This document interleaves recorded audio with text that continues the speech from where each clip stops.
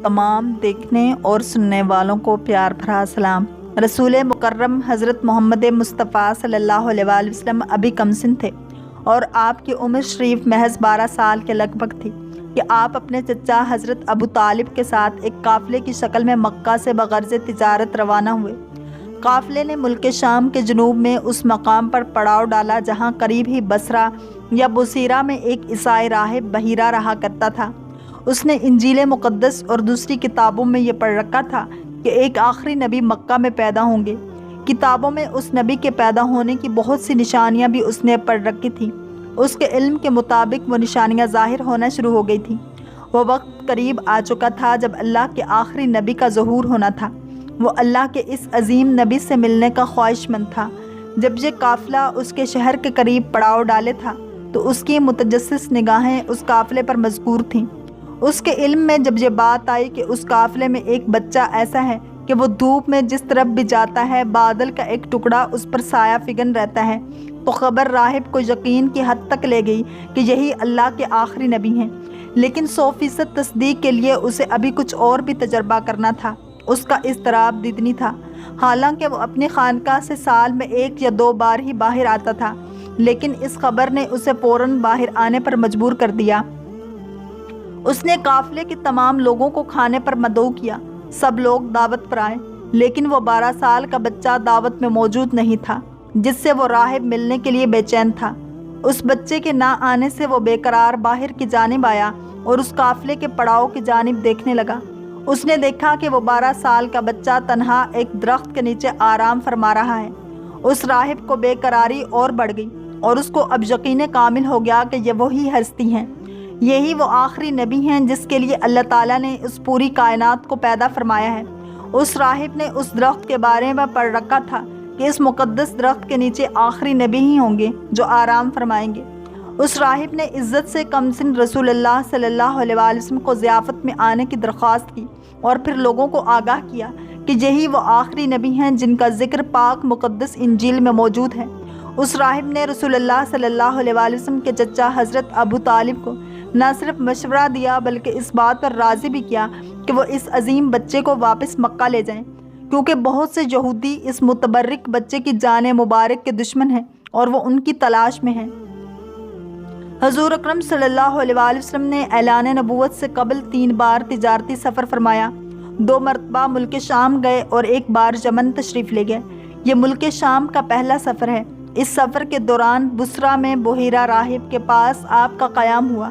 उसने तौरात और इंजील में बयान की हुई नबी आखिरुज़्ज़मान सल्लल्लाहु अलैहि वसल्लम की निशानियों से आप सल्लल्लाहु अलैहि वसल्लम को देखते ही पहचान लिया और बहुत अकीदत और एहतराम के साथ उसने आपके काफ़िला वालों की दावत की और अबू तालिब से कहा कि ये सारे जहान के सरदार और रब्बुल आलमीन के रसूल हैं जिनको खुदा ने रहमतुल लिल आलमीन बनाकर भेजा है। मैंने देखा है कि शजर व हज्र उनको सजदा करते हैं और बादल उन पर साया करता है और उनके दोनों शानों के दरमियान मोहर नबूवत है। इसलिए तुम्हारे और इनके हक़ में यही बेहतर होगा कि अब तुम इनको लेकर आगे न जाओ और अपना माल तिजारत यहीं फ़रोख्त करके बहुत जल्द मक्का चले जाओ, क्योंकि मुल्क शाम में यहूदी लोग उनके बहुत बड़े दुश्मन हैं।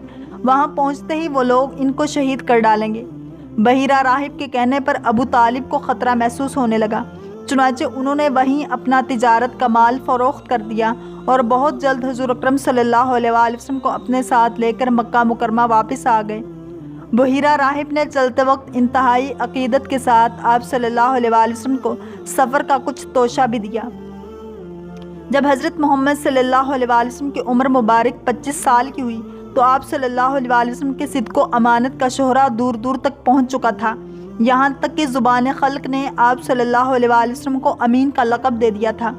ये देखकर हज़रत खदीजतुल कुबरा रज़ियल्लाहु ताला अन्हा, जो एक मालदार खातून थी, आप सल्लल्लाहु अलैहि वसल्लम के पास पैगाम भेजा कि आप सल्लल्लाहु अलैहि वसल्लम मेरा माल तिजारत लेकर शाम को जाएं, जो मुआवज़ा मैं औरों को देती हूँ आप सल्लल्लाहु अलैहि वसल्लम को उसका मुज़ाफ़ दूँगी। हुज़ूर अकरम सल्लल्लाहु अलैहि वसल्लम ने कबूल फरमा लिया और माल तिजारत लेकर शाम को रवाना हुए।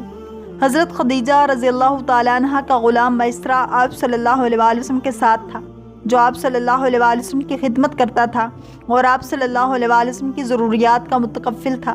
جب آپ صلی اللہ علیہ وآلہ وسلم شام میں پہنچے تو بازار بصرہ میں ایک راہب نستورہ نام کی خانقاہ کے نزدیک اترے۔ وہ راہب میسرہ کی طرف آیا اور اسے جانتا تھا۔